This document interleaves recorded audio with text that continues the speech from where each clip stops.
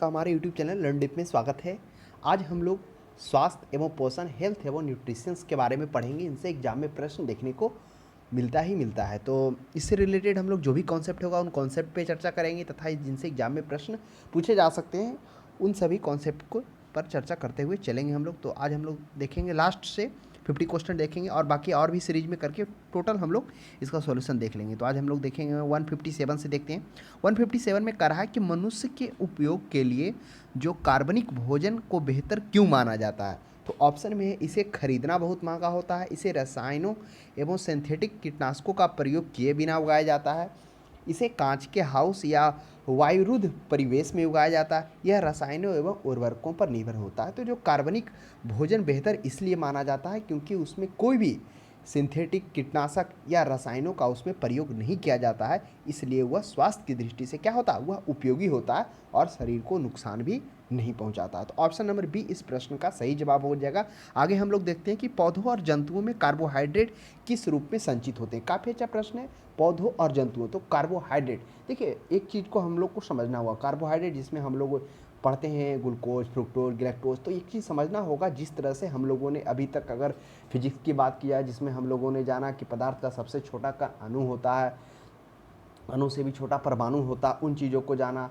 उसके बाद हम लोग इसमें देखें कि जो कार्बोहाइड्रेट होते हैं उसके सबसे सरल और सबसे छोटे रूप यही होते हैं जो ग्लूकोज होते हैं। तो वह ग्लूकोज के ही रूप में रहते हैं। तो अब पूछ रहा है कि पौधों में, तो ये तो ठीक है। जंतुओं में हम लोग जान लिए कि जो कार्बोहाइड्रेट का जो संचयन होता है वह ग्लूकोज। ग्लूकोज क्या है, वह कार्बोहाइड्रेट का सबसे सरल और सबसे छोटा रूप है।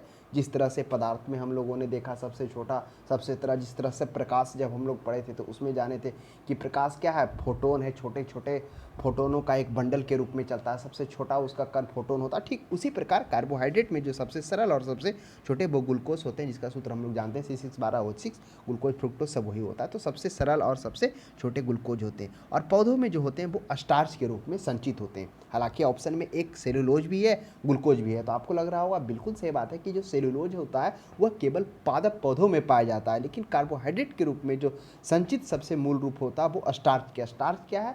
आप अगर जब चावल बना रहे होते हैं केतली में, तब उसमें जो माड़ बचता है जस्ट लाइक वही स्टार्च है ना। तो आप ध्यान में रखेंगे ये स्टार्च हो गया। तो पौधों और जंतुओं में कार्बोहाइड्रेट, अगर सिर्फ जंतु में पूछता कार्बोहाइड्रेट तो वह ग्लूकोज के रूप में संचित होता है। तो हमने अभी जाना कि ग्लूकोज क्या होता है। यह मोनोसेकेराइड की इकाई संरचना के आधार पर 3 प्रकार से उसको डिवाइड किया गया, किसको, कार्बोहाइड्रेट के, जिसमें मोनोसेकेराइड, ओलिगोसेकेराइड। तो मोनोसेकेराइड में क्या होता है, इसके जल अपघटन इसका नहीं किया जाता है, यानी इसको नहीं तोड़ा जा सकता है, सबसे छोटा और सबसे सरल है। और जो ओलिगोसेकेराइड होता है जिसमें क्या होता है, जल अपघटन करने से 2 से 10 मोनोसेकेराइड बनते हैं। 2 से 10 मोनोसेकेराइड कहने का मतलब क्या हो गया, जैसे ग्लूकोज, फ्रुक्टोज, ट्रायोस, ये सभी मोनोसेकेराइड हैं, यानी कि सबसे सरल और सबसे छोटे रूप हैं। तो ओलिगोसेकेराइड को जब हम तोड़ेंगे तो क्या होगा, ग्लूकोज, फ्रुक्टोज, यानी 2 से 10 मोनोसेकेराइड बनेगा। और तीसरा होता है पॉलीगोसेकेराइड, इसके जल अपघटन जब हम करेंगे तो इसमें 10 से अधिक मोनोसेकेराइड प्राप्त होगा। तो वही जब स्टार्च का जब हम लोग क्या करेंगे, जल अपघटन करेंगे, तो ये हमने समझा कि ग्लूकोज क्या है, कार्बोहाइड्रेट क्या है, किस तरह से होता है। तो उसके इसी को समझने के लिए, ताकि आपको दिक्कत ना हो कि कार्बोहाइड्रेट में क्या अंतर है, ग्लूकोज में, फ्रुक्टोज में क्या अंतर है, तो इन चीज़ों को थोड़ा हमने समझने का प्रयास किया। आगे बढ़ते हैं हम लोग। दिल का दौरा किस कारण से होता है, जिसे हम लोग हार्ट अटैक भी कहते हैं। तो ऑप्शन में है परमाणु, ऑप्शन में हृदय पर जीवाणु का हमला होने से, ऑप्शन बी में हृदय गति रुक जाने से, हृदय में रक्त की आपूर्ति की कमी से, अज्ञात कारण से हृदय में बाधा। तो दिल का जो दौरा, जो हार्ट अटैक आता है, मुख्य रूप से हृदय में रक्त की आपूर्ति के कारण आता है। जब क्या होता है, हृदय को पर्याप्त मात्रा में रक्त की आपूर्ति नहीं हो पाती है, तब दिल का दौरा आता है। यह कारण क्या होता है, तो हम लोग इसे भी समझेंगे। और जब यह हार्ट अटैक आता है तो उस समय परिस्थिति क्या होता है, उसे भी हम लोग यहाँ पे समझने का प्रयास करेंगे। तो क्या होता है, जब अचानक धमनी में रुकावट हो जाती है और हृदय की जो मांसपेशियां में रक्त का प्रवाह जब प्रतिबंधित हो जाता है, रुकावट आ जाता है, तो वह मुख्य रूप से क्या होता है, जो कोरोनरी धमनियाँ होती है उसमें क्या हो जाता है, पटिकों का निर्माण हो जाता है, जिसके कारण वो दिल का दौरा हो जाता है। यानी अर्थात संक्षेप भाषा में आप कह सकते हैं, जब धमनी में, जब हृदय की जो मांसपेशियां में रक्त का जो प्रवाह होता है, जब वह प्रतिबंधित हो जाता है, तभी ये दिल का दौरा आता है। इसमें क्या होता है, परिस्थिति होता है कि रक्त का थक्का हो जाता है, जो रक्त प्रवाह को क्या करता है, पूरी तरह से प्रतिबंध कर देता है और घातक होता है। लक्षण क्या होते हैं, जब हार्ट अटैक किसी को आता है तो उस समय की जो परिस्थिति होती है कि सीने में काफ़ी तकलीफ दर्द महसूस होता है, पूरा पसीना आएगा और वह पसीने पूरा ठंडापन पसीना में रहेगा, सीने में जकड़न, सांसों में कमी, ये इसके मुख्य लक्षण हैं इस परिस्थिति के आने पे। तो हम लोगों ने समझा कि दिल का दौरा किस कारण आता, हृदय में रक्त की आपूर्ति जब प्रतिबंध हो जाता है, कमी हो जाता है, तो इस परिस्थिति में हार्ट अटैक आता है। नेक्स्ट 160 में चलेंगे। आयोडीन की कमी के कारण क्या होता है, यहाँ पे कह रहा आयोडीन की कमी के कारण। तो यह हम लोग शुरू से ही पढ़ते आ रहे हैं, अगर आप देखा जाए तो जो आयोडीन की कमी के कारण वह घेंघा रोग होता है। घेंघा रोग क्या होता है, यह जो होता है, जो गला होता है, यानी कि थायराइड ग्रंथि का आकार बढ़ने से यह घेंघा रोग होता है, जिसे हम लोग गलकंड भी रोग भी कहते हैं। थायराइड में एक तितली के आकार की ग्रंथि होती है, थायराइड ग्रंथि एक गले में होता है, जो माउथ हो गया ना, यहाँ से ये गले में आपको पाया जाता है, जो कॉलर बोन के ऊपर स्थित होता है। तो इसके होने से गर्दन में सूजन आना घेंघा रोग का पहला लक्षण माना जाता है। तो ध्यान में रखिएगा, यह आयोडीन की कमी से होता है। नेक्स्ट हम लोग देखते हैं 161 में, मिनी माता रोग किसके द्वारा पानी के प्रदूषण से फैलता है। काफ़ी अच्छा प्रश्न है। तो मिनी माता रोग, अब हमें ये जानेंगे, ऑप्शन में है लेड, टीन, तांबा और पारा। तो पहले हमें ये समझना होगा कि जो मिनी माता रोग हो है वह पारद की कमी से, यानी जो पारद होता है उसके प्रदूषण से फैलता है, यानी पारा के, जो गंभीर पारा विषाक्तता के कारण होता है। इसमें हाथ और पैरों में क्या हो जाती है, सुन्नता आ जाता है, सुन्न हो जाता है। मांसपेशियों की सामान्य कमजोरियाँ इसमें शामिल होती है। चरम मामलों में जब ये पूरा चरम पे होता है तो उसमें पागलपन, कोमा, मृत्यु लक्षण शुरुआती हफ्तों के भीतर ही देखने को मिल जाता है। तो मिनीमाता रोग का जो खोज हुआ था वह 1956 ईस्वी में किया गया था। कुमामोटो प्रांत मिनीमाता शहर में हुआ था, इसीलिए इसका नाम मिनीमाता भी रखा गया। तो यह जापान में ही हुआ था। नेक्स्ट हम लोग देखते हैं 162 में, कह रहा है कि कहाँ काम करने वाले व्यक्तियों को ब्लैक फंग रोग हो जाता है। काफ़ी अच्छा प्रश्न है। तो ब्लैक फंग रोग कहाँ पे हो जाता है, विद्युत लेपन के उद्योग में जो व्यक्ति काम करते हैं, या कार्बनिक विलायक उद्योग में, या पेंट विनिर्माण, या कोयला खान में। तो कोयला खानों में काम करने वाले व्यक्तियों को ब्लैक फंग हो जाता है। जब वह कोयले खानों में काम कर रहे होते तो श्वास नलियों के द्वारा जो इसके छोटे छोटे कण होते वो श्वास नली के साथ साथ फेफड़ों में चले जाते हैं और पूरा फेफड़ा को क्या कर देते हैं, वह दूषित अर्थात नष्ट कर देते हैं, और फिर उसके बाद सूजन उसमें आना स्टार्ट हो जाता है। तो ध्यान में रखिएगा कि ब्लैक फंग कोयले के खान में काम करने वाले व्यक्तियों को होता है। नेक्स्ट है 163 में, दर्दनाक अस्थि रोग इटाई। अब इटाई के बारे में हम लोग को जानना है कि यह का सबसे पहले पता कहाँ चला था। तो हम लोग यह भी जानेंगे कि इटाई रोग किसके कारण होता है। तो इटाई रोग का पता 1912 ईस्वी के आसपास जापान के बड़े पैमाने पर कैडमियम विषाक्तता को देखा गया था। 1912 के ही आसपास में, कहाँ, वो जापान में देखा गया। तो अर्थात जापानी हो जाएगा। इसमें क्या हो जाता है, हड्डियाँ कमजोर और गुर्दे की विफलता, गुर्दे कहने का अर्थ किडनी हो गया, उसके विफलता का इसमें कारण होता है। तो आप ध्यान में रखिएगा, वह हो जाएगा जापान, हो जाएगा ऑप्शन नंबर 1, जो 1912 में देखा गया था। और यह इटाई आगे हम लोग देखेंगे कि यह किसकी कमी के कारण होता है, यह कैडमियम के प्रदूषण के कारण होता है। एक 164 में प्रश्न पूछ रहा है कि कैडमियम प्रदूषण किससे संबंधित है, मिनी माता रोग से, ब्लैकफुट रोग से, डिसलेक्सिया से, इटाई से। तो कैडमियम प्रदूषण से जो होता है वह इटाई रोग होता है, जिसमें हम लोगों ने जाना कि इसके सबसे पहले जो है 1912 ईस्वी के आसपास जापान में एक बड़े पैमाने पर कैडमियम विषाक्तता को देखा गया था, जिसमें इसमें परिस्थिति क्या हो जाती है, हड्डियाँ कमज़ोर हो जाती है, गुर्दे की विफलता का कारण बन जाता है। तो ये सभी परिस्थिति इसमें उत्पन्न होती है, और यह रोग कैडमियम के। अब नेक्स्ट है 165 में, काला जार का संचार किससे होता है। काफ़ी अच्छा प्रश्न है। काली मक्खी से, सिकता मक्खी से, सिरसी मक्खी से और चिंचड़ी मक्खी से। तो काला जार जो है, काला जार के बारे में हम लोग पहले समझते हैं कि यह रोग जब यह काला जार रोग होता है तो इसमें मुख्यतः जो होता है बुखार, वजन में कमी, थकान, एनीमिया और यकृत और प्लीहा में सूजन स्टार्ट हो जाता है। इन रोगों के काला जार होने से लोगों में यह बीमारी क्या होता है, कौन सा मक्खी, सिकता मक्खी जो होता है, इस मक्खी के काटने के वजह से यह होता है। इसके मतलब इसमें जब काला जार होता है तो यह आंत का बीमारी बोला जाता है, जिसे आंत का लिस्मेनियासिस भी इसे कहा जाता है। एक बीमारी जिसमें एक परजीवी क्या होता है, आंतरिक अंगों जैसे यकृत, प्लीहा में स्थानांतरित हो जाती है। तो ध्यान में रखिएगा, यह सिकता मक्खी होता है, काटने से होता है। नेक्स्ट देखेंगे, चेचक के टीके का आविष्कार किसने किया था। तो चेचक के टीके का आविष्कार, काफ़ी अच्छा प्रश्न है, वह एडवर्ड जेनर किए थे। तो एडवर्ड जेनर के किन परिस्थिति में कब किए थे, तो वह लगभग 1796 ईस्वी में। आप ध्यान में रखिएगा 1796 में क्या किया गया था, इनके द्वारा यह आविष्कार किया गया था चेचक के टीके का। एक बार थोड़ा सा आप इसे देख भी लेंगे, ऐसे जनरली हमें लग रहा है सही होगा। देखिए हम समझते हैं कि देखिए पहले जब चेचक होता था तो इसके टीके के आविष्कार से पहले काफ़ी मतलब विषम परिस्थितियों से सामना करना क्या होता था। जब एक व्यक्ति को चेचक होता था, चेचक जिसके हम लोग चिकन पॉक्स कहते हैं, इसमें क्या हो जाता, पहले लक्षण समझ लीजिए। चिकन पॉक्स यानी कि छोटी माता और बड़ी माता, यही होता है। ये जो होता है ये वायरस होता है। कौन सा वायरस होता है चेचक में? ये जो वायरस होता है वियोहेरेला वायरस होता है, जिसे हम लोग वायरस विहोरेला कहते हैं। यही नॉर्मल और थोड़ा उग्र होता है, यही दो, जिसमें छोटी माता और बड़ी माता के रूप में भी जाना जाता है लोकल लैंग्वेज के रूप में। इसमें मुख्यतः जब जैसे ही ये संक्रमण होता है तो 1 से 3 हफ्ते के बाद ये लक्षण इसके दिखाई देने लगते हैं। इसमें पहला जो होता है कि आपके फेस, आपके गाल हो गया, आपके फेस हो गया, चेहरा हो गया, छाती हो गया, वहाँ पे आपको लाल धब्बे उभरे हुए दिखाई देंगे। फिर उसके बाद लाल धब्बों के ऊपर खुजली महसूस होंगे उस तरल भाग पर। फिर क्या होगा, धीरे धीरे जो फफोड़े और पपड़ी होंगे, धीरे धीरे 1 से 2 हफ्ता में पपड़ी क्या हो जाएगा, सूख कर गिर जाएंगे। तो इसके खोज क्या किया था, एडवर्ड जेनर के द्वारा किया गया था।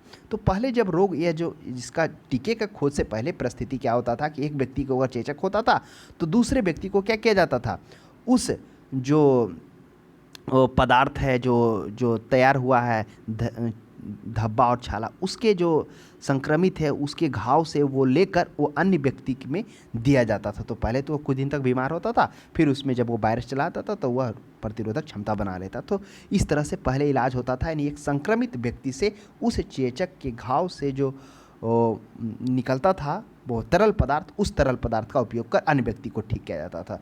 तो यही एडवर्ड जेनर ने इस पर काफ़ी ध्यान दिया, इस पर रिसर्च किया। फिर उन्होंने देखा कि एक ऐसे व्यक्ति पर उस जो चेचक था, उस चेचक का जो संक्रमित पदार्थ था उससे निकाल कर एक स्वस्थ व्यक्ति में डाला। फिर उसने देखा कि कुछ दिन तक तो वो उसका क्या हो गया, व्यवहार कहने का मतलब उसके स्वास्थ्य में परिवर्तन आया, लेकिन फिर वो पूरी तरह से ठीक हो गया। तो इस तरह से इस चेचक टीके का आविष्कार हुआ जो एडवर्ड जेनर के द्वारा कब किया गया था, 1796 में किया गया था। ध्यान में रखिएगा। स्लीपर जिसे इलिफेंट्रिया, जिसे हाथी पांव रोग भी कहते हैं, रोगकारक जीव का वैज्ञानिक नाम निम्नलिखित में से कौन सा? इसका वैज्ञानिक नाम पूछ रहा है तो पहले हम लोग समझेंगे एलिफेंट और स्लीपद क्या होता है। तो शायद ही आपको अर्थ समझ में नहीं आ रहा होगा। तो स्लीपर जिसको हाथी पाँव कहते हैं, है ना, यही फलेरिया रोग है। यह इसमें क्या होता है, रोगी के पाँव क्या होता है, फूलकर जो होते हैं वह हाथी के पाँव के समान मोटे हो जाते हैं, और कभी कभी अंडकोश, स्तन आदि भी विभिन्न अवयव भी क्या हो जाते हैं, इससे इफेक्टेड हो जाते हैं और वो भी फूल जाते हैं। इसे हम लोग फाइलेरिया बीमारी के रूप में भी जानते हैं। फिर जो क्या होता है, वेचुरेला वैंक्रोफ्टी, देखिए इसी से साइंटिफिक नाम होगा, वे है ना, विचेरिया वैंक्रोफ्टी, यही वायरस है इसमें। इसी के द्वारा बुरुगिया मलाई, बुरुगिया ट्रीटमोट निमोटेट कीड़ों के द्वारा होता है। वायरस नहीं कहिए, एक तरह बैक्टीरिया ही है, वेचुरेला वैंक्रोफ्टी नामक, इसी से होता है। तो ध्यान में रखेंगे। नेक्स्ट है, एड्स विषाणु के लिए सबसे ज़्यादा आजमाई जाने वाली दवा क्या है? तो पहले हम लोग जानेंगे एड्स क्या होता है। एड्स के बारे में हम लोग पहले भी पढ़े थे, जब पादप जगत का वर्गीकरण आया था तो शायद उसमें 50 या 51 क्वेश्चन में था, जिसमें हम लोग जाने थे कि एड्स किसके कारण होता है। तो एड्स में हम लोग ऑप्शन भी जिसमें था, क्या था, T4 लिम्फोसाइट की कमी के कारण, उच्च रक्तदाब के कारण, राइबोफ्लेविन की कमी, जीवाणु संक्रमण। तो हम लोग जाने थे कि T4 लिम्फोसाइट की कमी के कारण। T4 लिम्फोसाइट क्या था, जिसमें हम लोग जाने थे कि यह क्या करता, एड्स जो होता है वह HIV वायरस के द्वारा होता है। ये HIV वायरस जैसे ही शरीर में प्रवेश करता है तो वो रोग प्रतिरोधक क्षमता, यानी कि जो व्हाइट ब्लड सेल होते हैं उसको ये क्या करता है, डिस्ट्रॉय कर देता है, नहीं खत्म कर देता है। तो हम लोग जाने थे कि जो श्वेत रक्त कनिकाएं वो 2 तरह के होते हैं, एक लेग्यूमेनस, ए लेग्यूमेनस होते हैं, एक कनिका होते हैं, एक अकनिका होते हैं। सबसे ज़्यादा जो होता है उस 70 से 80% कनिकाएं होते हैं। अकनिकाएं में हम लोग देखे थे लिम्फोसाइट और मोनोसाइट। वही लिम्फोसाइट 2 प्रकार के, एक T4 सेल था और TCC सेल था। एक टी हेल्पर जिससे T4 या CD प्लस कोशिका जाने थी, यह उसी को इफेक्टेड कर देता है। ध्यान में रखिएगा। और HIV का ज़्यादा दिन तक वायरस को रहने से वो क्या करता है, धीरे धीरे शरीर में, तो हम लोग समझ ही लिए कि रोग प्रतिरोधक क्षमता को वो खत्म कर देता है। तो हमारा शरीर क्या होता है कि बाहरी वातावरण से लड़ने के लिए कमज़ोर हो जाता है, और 6 से 10 बरस तक देखते देखते क्या हो जाता है, उससे एड्स नामक बीमारी हो जाती है। तो उसमें जो सबसे ज़्यादा प्रयोग किया जाता है वह जूडोवुडीन होता है। ये दवा का प्रयोग किया जाता है। AZT का मतलब हो गया एजिडोथाइमिडीन, है ना। ये एक प्रकार का कहिए कि एंटी रेट्रीवायरल दवा है, जो मतलब प्रतिरोधक क्षमता तैयार करता है। तो जूडोवुडीन ध्यान में रखिएगा। और यह भी हम लोगों ने जाना एड्स किस प्रकार से होता है, किस विषाणु के कारण होता है, परिस्थिति क्या होता है, या किस सेल को इफेक्टेड करता है। नेक्स्ट देखेंगे 169 में किस सूक्ष्मजीव के द्वारा हेपेटाइटिस बी की बीमारी होती है। काफ़ी अच्छा प्रश्न है। अब हम लोग हेपेटाइटिस बी के बारे में, यह वायरस के कारण होने वाला बीमारी है, यह तो पहली बात है, यह वायरस से होता है ना। इसमें क्या होता है, जो वायरस होता है हेपेटाइटिस डीएनए इसके पास होता है, उसी में डीएनए से बना हुआ होता है। इसमें एक चक्रीय जीनोम होता है जो वायरस आरएनए के मध्यस्थ, जो आरएनए होता है उसके मध्यस्थ होकर क्या हो जाता है, विपरीत रूपांतरण द्वारा खुद को दोहराता है। इसमें ये दोहराता है। उसके बाद जो हेपेटाइटिस बी का जो संचरण है रक्त या शरीर के तरल पदार्थ के संपर्क में आने से आता है, चाहे वो इंजेक्शन हो या फिर ब्लड हो, कोई भी हो, रक्त या चाहे लार ही क्यों ना हो, यानी जो भी तरल पदार्थ है उसके संपर्क में आने से होता है या वायरस से फैलता है, तो ध्यान में रखिएगा। नेक्स्ट प्रश्न है 170 में एस्बेस्टस के कारण होने वाला रोग। काफ़ी अच्छा प्रश्न है, एस्बेस्टस के कारण। अब एस्बेस्टस क्या है, थोड़ा सा हम लोग इस पर गौर करते हैं।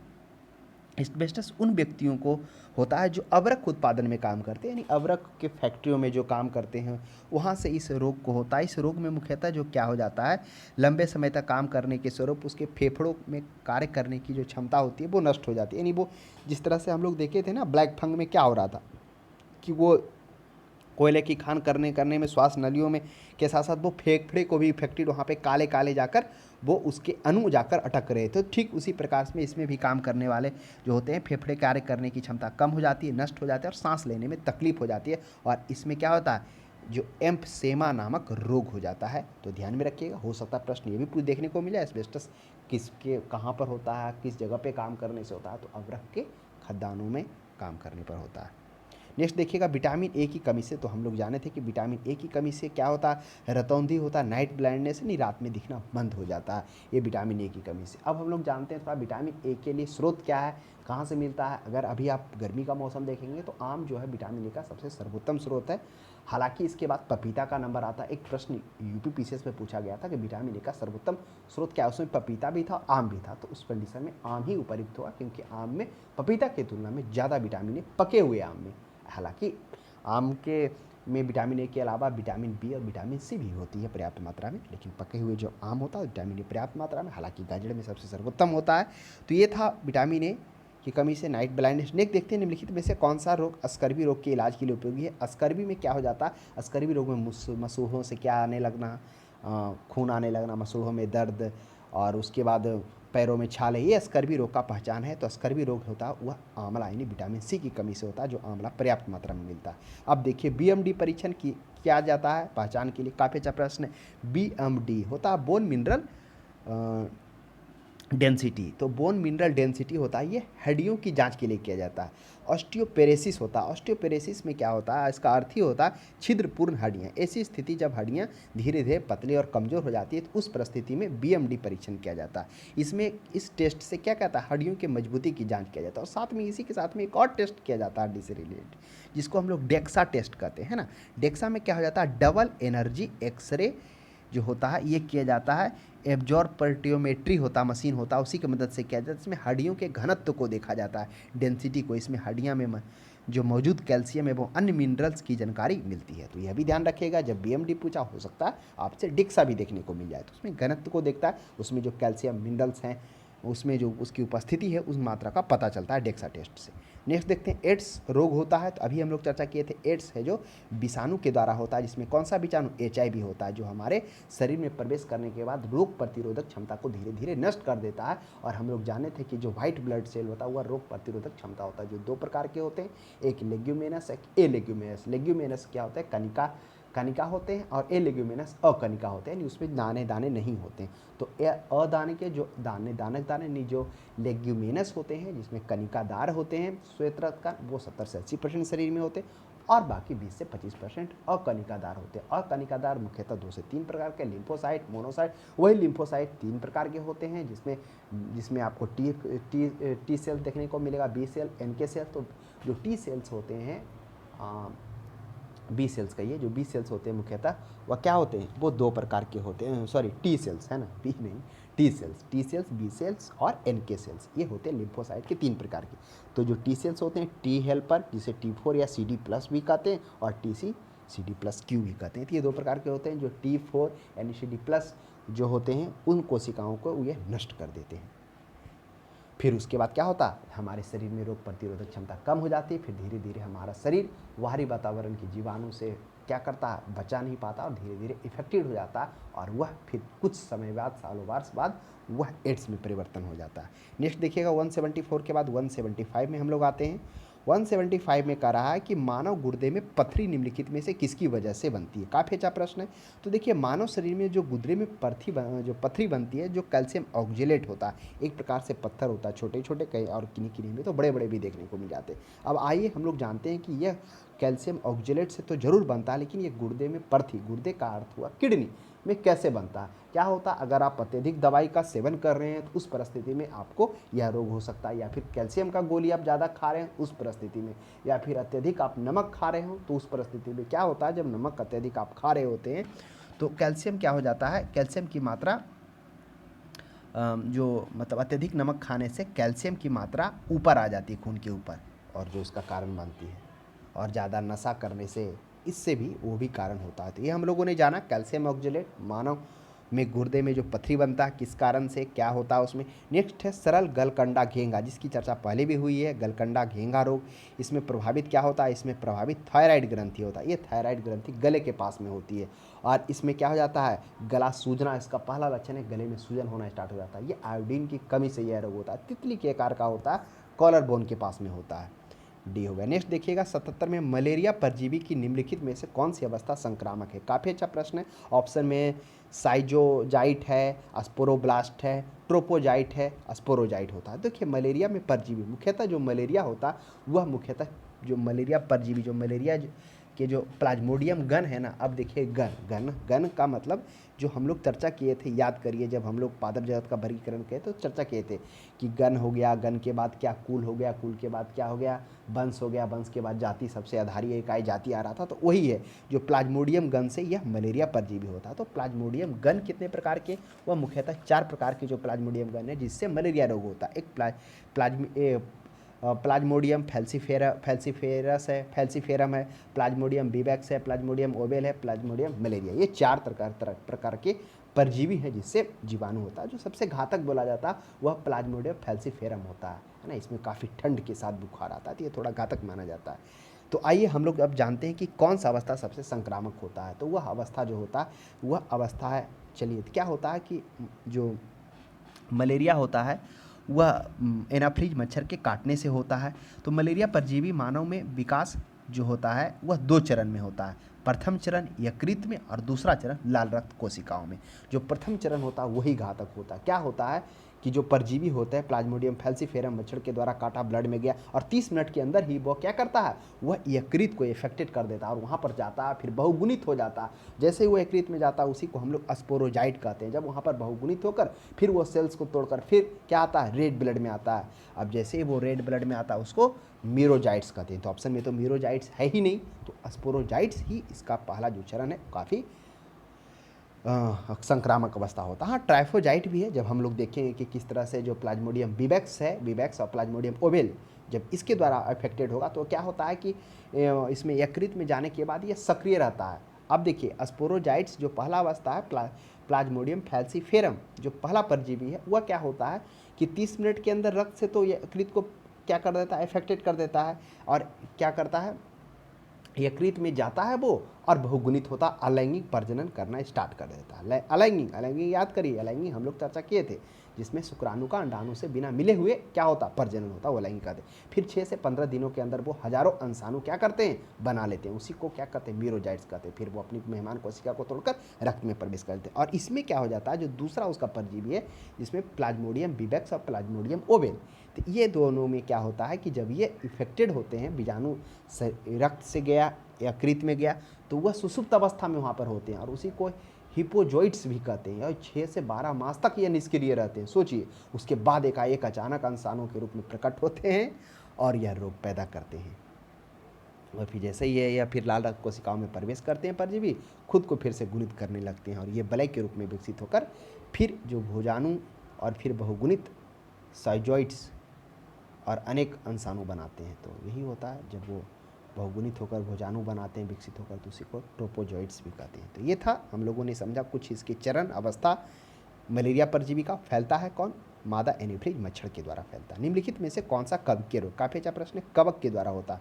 धवल रोग, एक्जिमा, दाद, हाथी पाँव। हाथी पाँव उसी को हम लोग कहते हैं जो फ्लेरिया होता है, जिसके मुख्य लक्षण होता है जिसके पाँव हाथी के ऐसा फूल फूल के हो जाते हैं। जब ये चरम अवस्था में होता है तो स्तनपान को भी इफेक्टेड करता है, वो भी हम लोगों ने देखा था, है ना। एलिफेंटा, जिसे हम लोग स्लीपत के रूप में भी देख रहे थे, है ना, जिसमें स्तन हो गया, अंडकोश आदि विभिन्न अवयवों को भी इफेक्टेड कर रहा था चरम पर होने पे। तो ये हो रहा था फ्लेरिया के क्यूलेक्स मच्छर के द्वारा इस क्यूलेक्स मच्छर काटने से। अब धवल रोग है, चलिए थोड़ा धवल रोग के बारे में।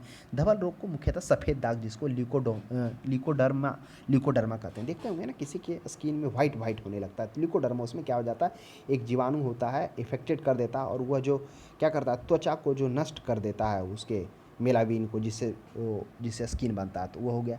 एक्जिमा में क्या होता है, इसमें खुजलीपन का महसूस होता है ना, एक फंगस है। और दाद है जो कवकीय रोग है, तो यह हो जाएगा ऑप्शन नंबर दाद। अब ये दाद में भी खुजली देखने को मिल जाता है स्किन पर, पहला इसका त्वचा में खुजली, स्किन रूखा, ये सभी इसके देखने को इसमें परिस्थिति मिलते हैं। नेक्स्ट हम लोग देखते हैं 178 में देखते हैं।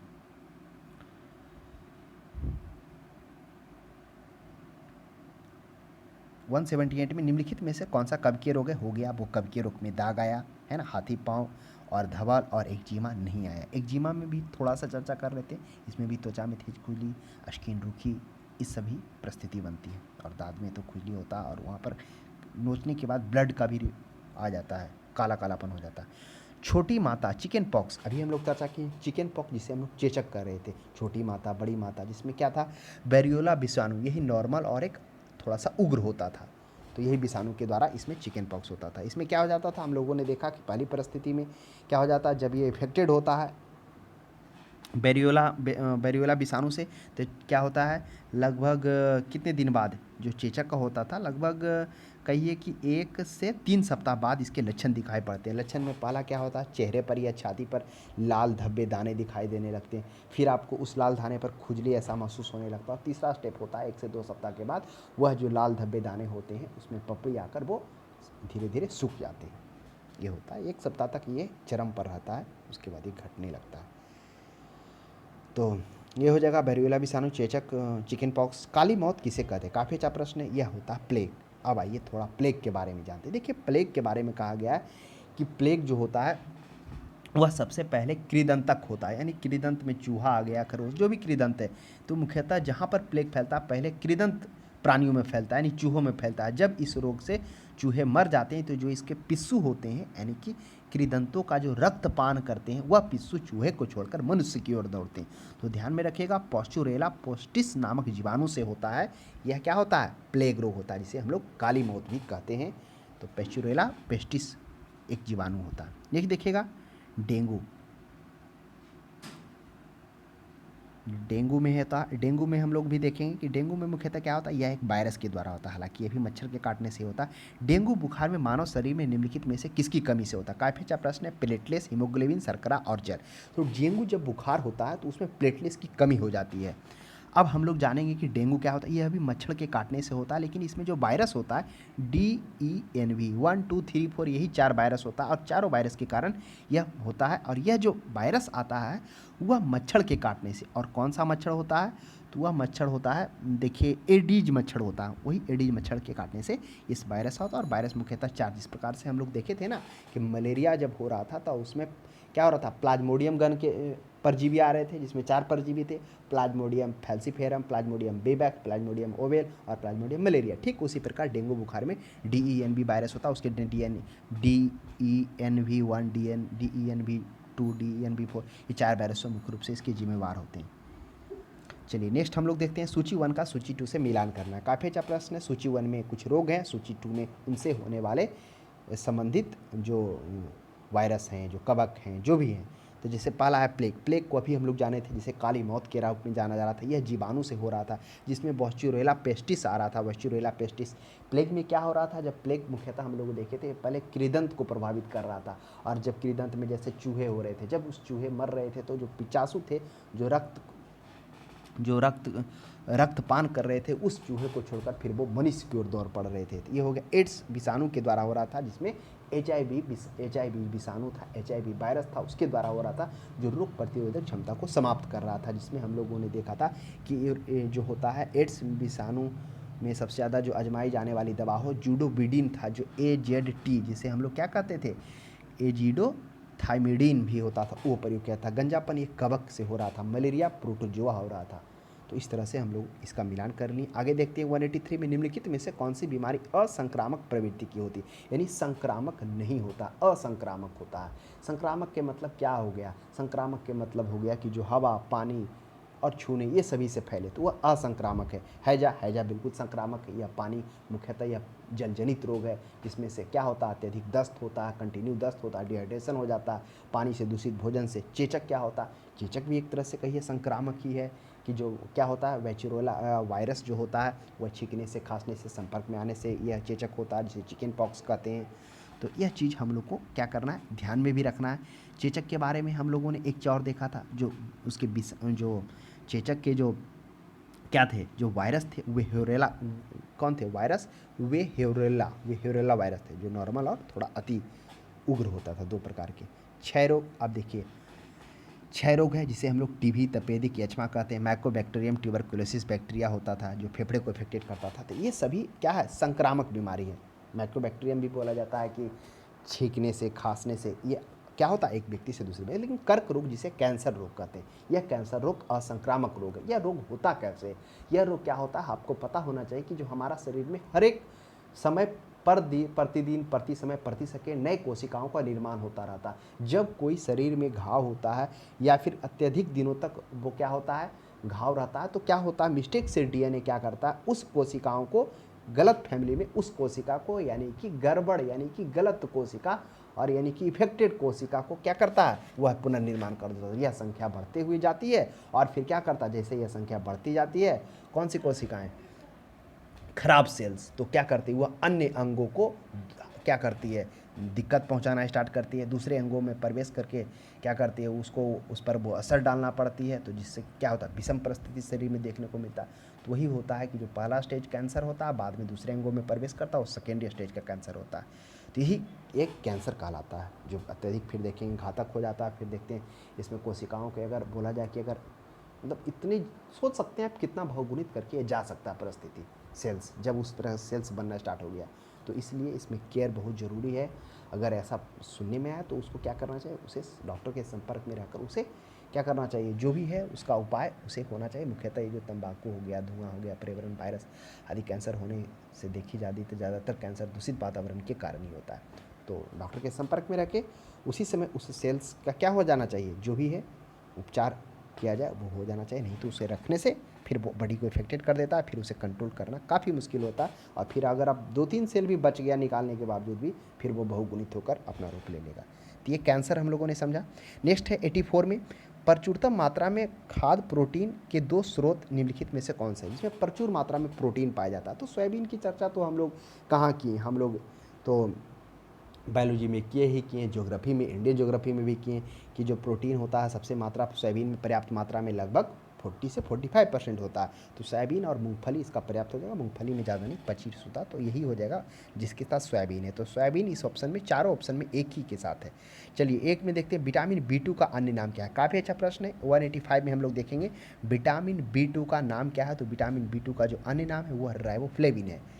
यह कार्बोहाइड्रेट एवं अन्य पदार्थों के उपापचय में काम होता है। मेटाबॉलिज्म में 2 प्रक्रिया होता है, कैटाबॉलिज्म होता है और एनाबॉलिज्म, दोनों होता है। यानी कि एक समय में जब कोई भोजन आता है उसे तोड़ने में जो ऊर्जा खर्च होती है, और फिर जब उसे तोड़कर जो ऊर्जा प्राप्त होती है, वो दोनों प्रक्रिया जो एक साथ होती है उसी को उपापचय कहते हैं। तो चर्चा आगे होगी, पहले भी किए हैं मेटाबॉलिज्म जो है, कैटाबॉलिज्म, एनाबॉलिज्म क्या होता है, सभी परिस्थितियों को। तो आप देखिएगा B2 राइबोफ्लेविन, और एक अन्य नाम और भी थोड़ा सा ध्यान में रखेंगे, जैसे B6 को पायरिडॉक्सिन कहा जाता है, थायमिन, विटामिन B1 को थायमिन कहा जाता है। ये सभी इसके क्या हैं, साइंटिफिक नेम है। नेक्स्ट देखिएगा, एक कठोर परिश्रम करने वाले पुरुष को दैनिक ऊर्जा का अर्थ होता है। जो कठिन परिश्रम करता है उसमें जो मनुष्य के लिए जो कितना कैलोरी उसको चाहिए, आवश्यकता चाहिए। ऑप्शन में 3000 kilo calorie, 2700 kilo calorie, 4000 kilo calorie. तो 4000 किलो कैलोरी इस प्रश्न का सही जवाब हो जाएगा।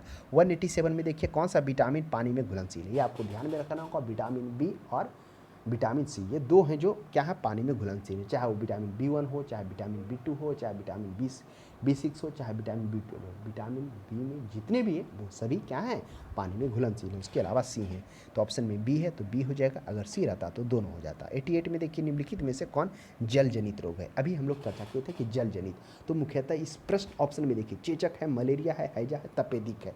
हाँ, वो अलग बात है कि चेचक भी संक्रामक है, तपेदिक भी संक्रामक है, हैजा भी संक्रामक है। मलेरिया तो क्यूलेक्स मच्छर के द्वारा, मलेरिया ये इसके द्वारा फैलता है, एनाफ्रीज मच्छर के द्वारा। तो जल जनित है रोग है वो हैजा है। हैजा क्या है कि यह दूषित पानी से होता है, और हैजा को दस्त, अतिसार और डायरिया के नाम से भी जाना जाता है। यह विब्रियो कोलरा बैक्टीरिया से होता है। क्या होता है, विब्रियो कोलरा बैक्टीरिया होता है, उससे हैजा रोग होता है। इसमें क्या होता है, लगातार इसमें क्या होता है, दस्त लगता है लगातार, लगभग मतलब बोला जाता है कि अगर इसको कंट्रोल नहीं किया जाए तो 3 घंटे के बाद मनुष्य की मृत्यु हो सकती है। इसमें डिहाइड्रेशन हो जाता है। तो ये मुख्यतः दूषित पानी से, धोए या पकाए गए भोजन से भी हो सकता है, जब पर्याप्त मात्रा में फैल जाता है तो ये होता है जलजनित रोग, हैजा है। नेक्स्ट देखिएगा, नवजात बच्चों के लिए सबसे आदर्श भोजन कौन सा, दूध सबसे आदर्श भोजन है। और नवजात बच्चे के लिए तो बोला जाता है माँ का दूध वो सबसे क्या है, इंपॉर्टेंट है, जो बच्चे में क्या करता है, इम्यूनिटी सिस्टम के साथ साथ में अन्य प्रतिरोधक क्षमता को भी बढ़ाता है। तो थोड़ा सा जानते हैं कि दूध में क्या होता है। मुख्यतः इसमें प्रोटीन भी पर्याप्त मात्रा में पाया जाता है, कैल्शियम भी पाया जाता है, राइबोफ्लेविन B2 भी पाया जाता है। इसके अलावा विटामिन ए, विटामिन डी, हालांकि आपको पता होना चाहिए विटामिन डी कुछ ही मात्रा में, कुछ ही में पाया जाता है। एक सूर्य के प्रकाश में पाया जाता है, और दूसरा आपको यहीं आपको देखने को मिल जाएगा, डी में हो जाएगा। तो डी, ई, के, ये और फॉस्फेरस, मैग्नीज, आयोडीन और कई खनिज और वसा ऊर्जा भी होते हैं, और कई एंजाइम व कुछ जीवित रक्त कोशिकाएं भी इसमें पाए जाते हैं। तो इसलिए दूध को एक आदर्श भोजन के रूप में माना गया है। तो आप दूध का सेवन करें। नेक्स्ट हम लोग देखते हैं 180, कहाँ तक चले थे हम लोग, दूध 189, 190 में देखते हैं बहु औषधीय MDT इसके संक्रमण। काफ़ी अच्छा प्रश्न है। ऑप्शन में है कोढ़, एड्स, हैजा और हेपेटाइटिस। तो MDT का होता है मल्टी ड्रग थेरेपी। देखिए, मल्टी ड्रग थेरेपी का जो उपयोग होता है वह होता है कुष्ठ रोग, जिसे हम लोग हिंदी में कोढ़ भी कहते हैं। हालांकि इसमें बहुत सारे अंधविश्वास भी है। हालांकि अंधविश्वास में जैसे क्या होता है कि कोढ़ हो जाता है किसी के, मतलब कहिए कि गलत, मतलब बहुत सारे अंधविश्वास है जिसमें कहने का मतलब होता है अंगुलियां गल कर गिरने लगता है, लेकिन ऐसा नहीं होता। इसमें क्या होता है, कुष्ठ रोग में मुख्यतः शरीर का अंग अलग होकर गिरते नहीं है, बल्कि वो शून्य हो जाते हैं, और इसके कारण रोगी को वह काम करना बंद कर देता है। तो हालांकि इसका इलाज तो अब आ गया है, माइकोबैक्टीरियम लेप्री और माइकोबैक्टीरियम लेप्रोमेटोसिस जीवाणु के कारण होता है। तो क्या होता है, माइकोबैक्टीरियम लेप्री और माइकोबैक्टीरियम लेप्रोमेटोसिस के कारण यह कोढ़ रोग होता है। तो मल्टी ड्रग थेरेपी होता है। मल्टी ड्रग थेरेपी इसका इलाज के लिए होता है, जो 12 माह तक ली जाने वाली दवाई है। इसमें 3 दवाई होता है, राइफेम्पसिन होता है, डैम्पसोन होता है और क्लोफेजिमाइन होता है। यही तीनों को मिलाकर इस दवा को तैयार किया जाता है, और डॉक्टर के सेशन से जो उसके साथ में होते हैं वो 12 माह तक खाने से सही हो जाता है। नेक्स्ट देखिएगा 191 के बाद 191 में आते हैं। किस विटामिन की कमी से के कारण स्वच्छ पटल मृदुता केरेटोमलेशिया होता है। काफ़ी अच्छा प्रश्न है। किस विटामिन की कमी से केरेटोमलेशिया रोग होता है। केरेटोमलेशिया रोग क्या है, पटल मृदुता, आंखों पर रोग होता है जिसमें विटामिन ए की कमी से होता है। इस रोग में मुख्यतः जो कॉर्निया होता है, अब याद करिए कॉर्निया की चर्चा हम लोग किए थे, है ना। यही कॉर्निया है जो क्या करता है, जो हम लोगों ने देखा था कि जो प्रकाश को क्या करता है, नियंत्रित करता है। इसका हम लोग देखे थे, है ना। कॉर्निया जो क्या कर रहा था कि वो फैलकर सिकुड़कर नियंत्रण कर रहा था। जब दिन में प्रकाश होता था तो वो सिकुड़ जाता था, और रात में जो था फैल जाता था, जिसके कारण जो अंदर का जो ब्लैक भाग था उसके रेडियस को बढ़ाना घटाना काम करता था, ताकि प्रकाश का नियंत्रण हो पाए। उसके बाद फिर कहाँ रेटिना पर पहुँचता था, तो वो अलग बात है जिसकी चर्चा हम लोग फिजिक्स में भी कर चुके हैं। तो मृदु पटलता, इसमें क्या होता है, विटामिन ए की जो कॉर्निया होता है, कॉर्निया में घाव हो जाता है, जिसके कारण आंखों में जलन, पानी आना, धूप में आंखें नहीं खुलना, ये इसके लक्षण है जो विटामिन ए की कमी से होता है। नेक्स्ट 192 में देखिएगा, बच्चों को किस रोग के प्रतिरक्षण करने के लिए DDT को अंतःपेशीय रूप में दिया जाता है। काफ़ी अच्छा प्रश्न है। DPT है ना, DTP भी सही है और DPT भी, दोनों लिखा जाता है। DPT का मतलब डी से हो गया डिप्थेरिया हो गया, पी से हो गया पर्टिसिस हो गया, और टी से हो गया टेटनेस हो गया। तो डिप्थेरिया होता है, डिप्थेरिया में क्या होता है, डिप्थेरिया में अगर होता है किसी को ये रोग तो उसमें सांस लेने में दिक्कत होती है, दिल की विफलता की भी इसमें चांस रहता है, पक्षपात हो सकता है। और टेटनेस जो होता है, मांसपेशियों में एक दर्दनाक जकड़न का कारण बनता है, जबड़ा अवरुद्ध हो जाता है, मुंह नहीं खुलता है, निगलने में भी दिक्कत होता है। पर्ट्यूसिस, काली खांसी के रूप में जाना जाता है पर्ट्यूसिस को। और इसमें अत्यधिक खांसी होने से तो आपको पता ही होगा, गंभीरता को इतना गंभीर हो जाता है कि शिशुओं को, बच्चों में खाने में दिक्कत होता है, सांस लेने में दिक्कत होता है, मुश्किल हो जाता है। यह निमोनिया हो गया, मस्तिष्क हो गया, दौरे हो गया, जो दौरा पड़ता है वो मृत्यु के कारण भी बन सकता है। यह 6 माह से कम उम्र के शिशुओं को दिया जाता है। संयोजित टीका होता है, डीपीटी होता है। तो क्या हो जाएगा, वह हो जाएगा को अंतःपेशीय के रूप में दिया गया। किसको रूप में दिया गया, मधुमेह, कैंसर, रेबीज, तो वह हो जाएगा काली खांसी के रूप में अंतःपेशीय के रूप में दिया जाता है। नेक्स्ट देखिएगा 193 में, मलेरिया किसके द्वारा एक व्यक्ति से दूसरे व्यक्ति में अंतरित होता है। तो मलेरिया ऑप्शन में क्यूलेक्स मच्छर, एडी मच्छर, एनाफ्रीज। काफी अच्छा प्रश्न है। तो मलेरिया होता है एनाफ्रीज मच्छर के कारण। अब प्रश्न उठता है कि क्यूलेक्स मच्छर क्या है। बिल्कुल, क्यूलेक्स मच्छर फ्लेरिया, जो हम लोग देखे थे हाथी पाँव, जिसमें एलिफेंट हाथी का ऐसा पाँव हो रहा था, जिसमें पहले तो वह प्रभावित कर रहा था पैरों को, लेकिन जब चरम अवस्था में होता था तो अंडाशय, स्तनपान, ये सभी को भी प्रभावित कर रहा था। एडीज मच्छर है जो डेंगू फैलाएगा, जिसमें हम देखेंगे वो वायरस के होता है। DENB जो 4 वायरस होता है, चारों इफेक्टिव होता है डेंगू के लिए, वो उसका वाहक होगा।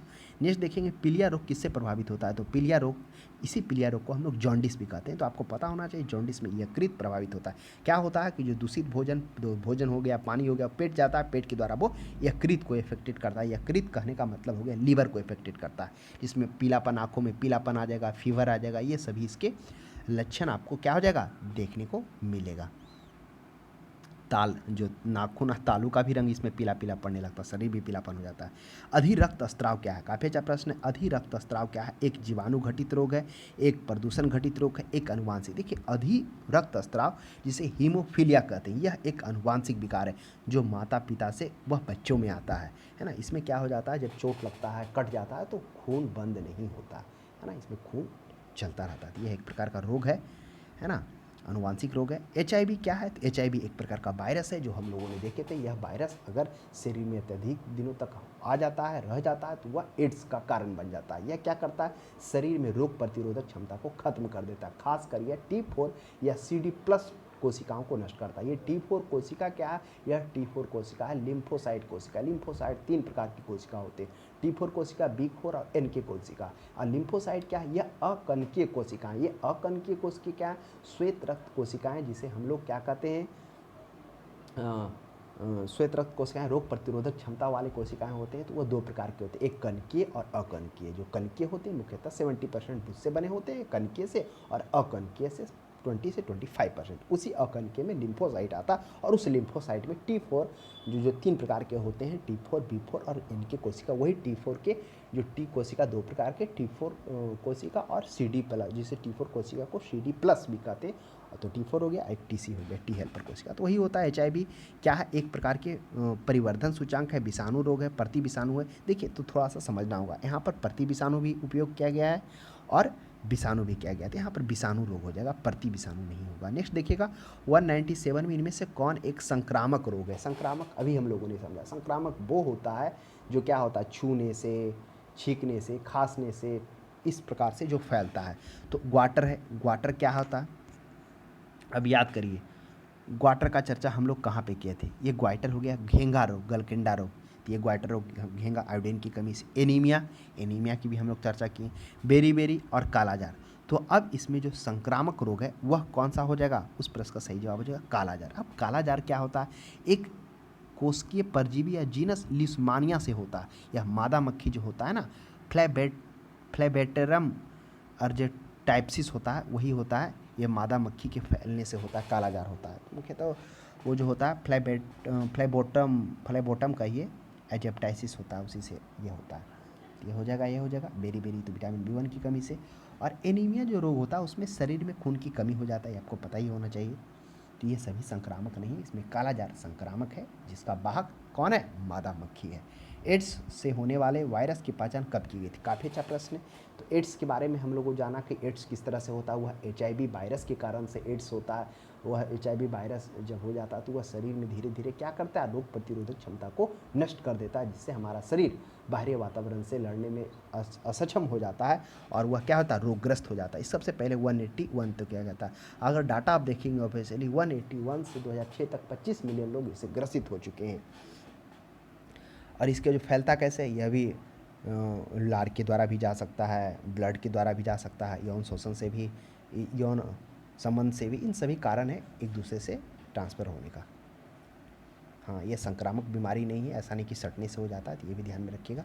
नेक्स्ट वन, घातक मलेरिया फैलाने वाले मलेरिया परजीवी। अब जो घातक मलेरिया फैलाने वाले मलेरिया परजीवी कौन है, अब मलेरिया के बारे में चर्चा की है। देखिए इसमें सभी अभी हम लोग चर्चा किए थे कि जो मलेरिया होता है वह क्या है, प्लाज्मोडियम गण का परजीवी है, जिसमें 4 Plasmodium falciparum, Plasmodium vivax, Plasmodium ovale, Plasmodium malariae सबसे घातक है। तो मेरे अनुसार तो सबसे घातक, एक बार आप थोड़ा सा देख लीजिएगा, मेरे अनुसार तो लग रहा है प्लाज्मोडियम फैल्सिफेरम है, लेकिन कहीं पे इसका आंसर थोड़ा कंट्राडिक्ट कर रहा है, क्योंकि प्लाज्मोडियम जो फैल्सिफेरम है यह सबसे इसको घातक कहा गया है।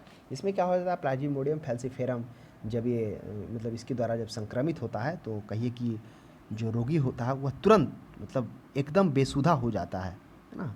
बेसुधा हमने अचेत अवस्था में होता है रोगी, बहुत अधिक इसमें ठंड लगने के साथ साथ सिर में दर्द, लगातार उल्टियाँ होना, इस बुखार बुखार मतलब पूरा बुखार से जान भी जा सकता है। तो फैल्सिफेरम ज़्यादा घातक होता है, और ज़्यादातर लोगों को जो होता है प्लाज्मोडियम बीवैक्स होता है ना। ज़्यादातर लोग वही मलेरिया बुखार होता है इसमें पीड़ित होते हैं। बीवैक्स परजीवी ज़्यादातर दिन में काटते हैं और 48 घंटे के बाद इसका असर दिखाई देता है।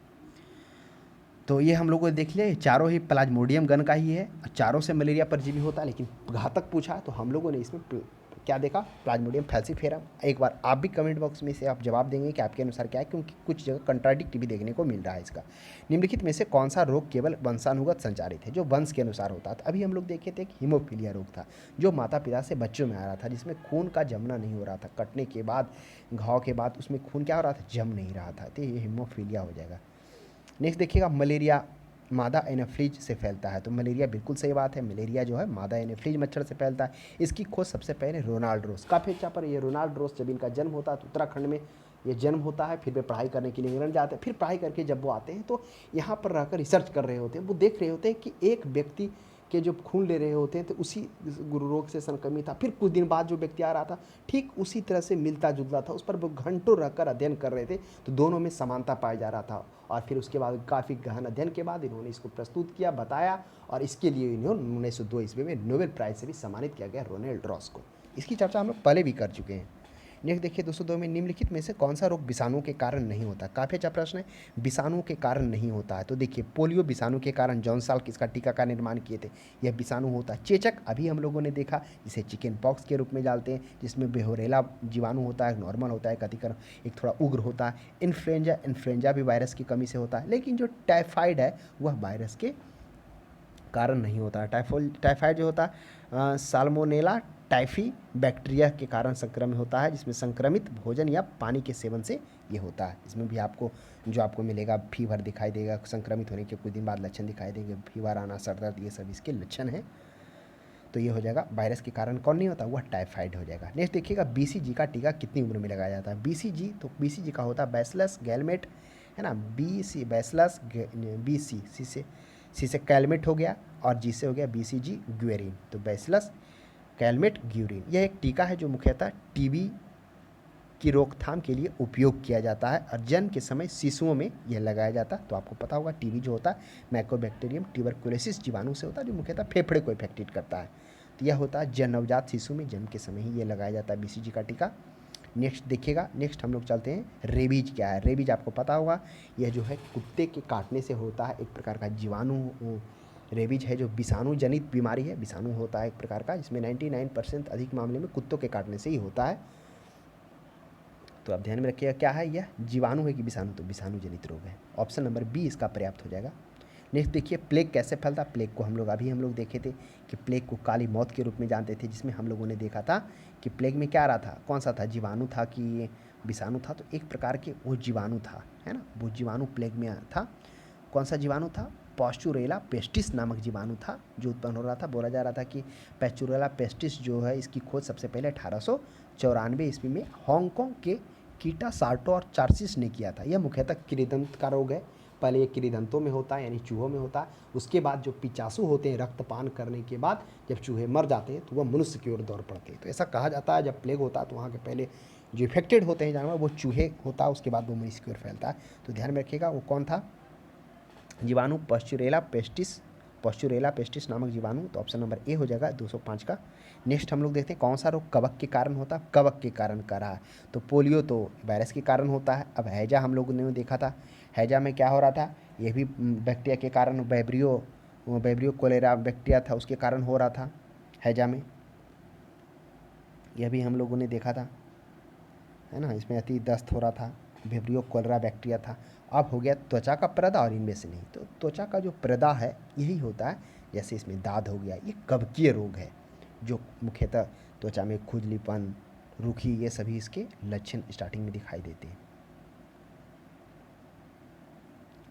चलिए अब हम लोग देखते हैं थैलासेमिया एक वंशानुगत बीमारी है जो प्रभावित करती है। काफ़ी अच्छा प्रश्न है। एक तो हम लोग देखे थे हीमोफीलिया और दूसरा है थैलेसेमिया। अब थैलेसेमिया में क्या होता है, आइए हम लोग इसके बारे में जानते हैं। थैलेसेमिया में क्या होता है कि बच्चों के माता पिता से यह आनुवांशिक तौर पर मिलने वाला रोग है। इस रोग में शरीर के हीमोग्लोबिन निर्माण की प्रक्रिया में गड़बड़ी हो जाती है, यानी जो हीमोग्लोबिन खून होता है हीमोग्लोबिन के निर्माण में गड़बड़ी हो जाती है, और जिसकी पहचान 3 माह की आयु के बाद ही किया जाता है, जिसके कारण उसे बार बार खून चढ़ाने की आवश्यकता होती है। यही है थैलीसेमिया बीमारी, है ना। ये मुख्यतः जन्म लेने के बच्चों के 2 से 3 महीने बाद पता चलता है। तो इस प्रकार से होता है। देखते होंगे बहुत सारे ऐसे समाज में जो सुनने को मिलता हुआ कि उनका ब्लड को समय समय पर चेंज करना अत्यावश्यक होता है, तो वही होता है थैलीसेमिया में। उसमें क्या हो जाता है, जो हीमोग्लोबिन होता है उसमें गड़बड़ी हो जाती है शरीर में ग्लोबिन निर्माण की प्रक्रिया में, जिसके कारण ये परिस्थिति उत्पन्न होती है। ये 208 में देखिएगा, आयोडीन युक्त नमक उपयोगी होता है क्योंकि यह क्या होता है, पाचन को बढ़ाता है, रोगियों को प्रतिरोध वृद्धि करता है, थायराइड ग्रंथि का निर्माण, तो आयोडीन नमक खाने से थायराइड ग्रंथि का निर्माण होता है, और इसकी कमी से घेंगा गलकेंडा रोग होता है, जिसमें गले में प्राथमिक जो होता है लक्षण सूजन आना स्टार्ट हो जाता है। तो ध्यान में रखिएगा, थायराइड ग्रंथि जो तितली के आकार का कॉलर बोन के पास में पाया जाता है। नेक्स्ट 209 में प्रोटीन ऊर्जा कुपोषण का परिणाम क्या है, तो प्रोटीन ऊर्जा, अब प्रोटीन ऊर्जा का कुपोषण का क्या परिणाम हो सकता है। अगर प्रोटीन ऊर्जा को नहीं मिलेगा तो मरामस, रिकेट्स, बेरी बेरी वर्क चर्म, चर्म तो अभी हम लोग देखे थे, यह त्वचा का रोग है। बेरी बेरी विटामिन 1 का, रिकेट्स, तो रिकेट्स के बारे में तो हम लोग जानते ही हैं कि यह विटामिन डी की कमी से होने वाला रोग है।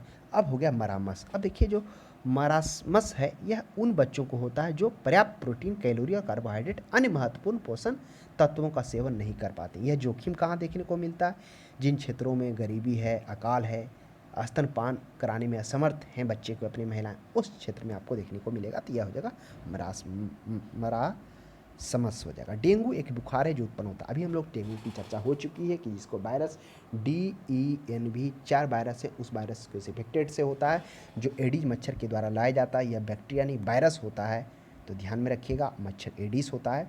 211 में किस रोग को पूरी तरह उन्मूलन कर दिया गया, छोटी माता, चेचक। देखिए चेचक को ही चिकन पॉक्स, छोटी माता, बड़ी माता, जिसमें क्या हो जाता है, जिसमें एक वेचुरेला जो होता है, चेचक जो होता है, कौन सा वायरस, वेहेरोला वायरस होता है, जो उग्र होता है, एक शांत होता है, तो उसी में छोटी माता या उग्र माता कहा जाता है। तो ये पूरी तरह इसी को उन्मूलन की बात की जाती है, लेकिन आपको ऐसा नहीं है, उन्मूलन का भी एक क्राइटेरिया WHO रखा हुआ है, 100% नहीं, कुछ उससे कम ही है, तो कहीं कहीं देखने को मिल ही जाता होगा।